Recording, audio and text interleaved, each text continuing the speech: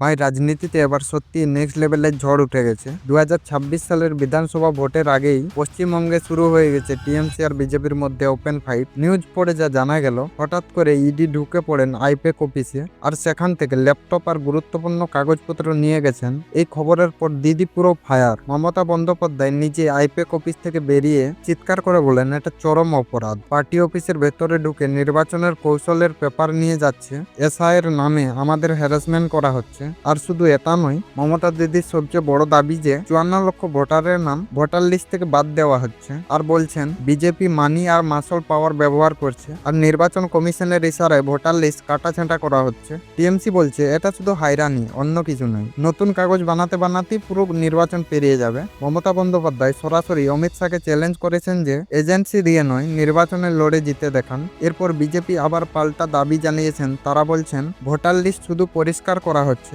মানে শুধু ভুল নামগুলো বাদ দেওয়া হচ্ছে, এটা বলছেন বিজেপি। সবকিছু মিলিয়ে এখন প্রশ্ন একটাই, দিদির ইমেজ কি এখন চাপে পড়বে, নাকি আবারও ঘুরে দাঁড়াবেন মমতা বন্দ্যোপাধ্যায়? 2026-এ ঠিক কি হবে পশ্চিমবঙ্গের ভবিষ্যৎ? কে জিতবে এবারের নির্বাচনে, টিএমসি নাকি বিজেপি? কমেন্টে আপনার মতামত জানাতে ভুলবেন না।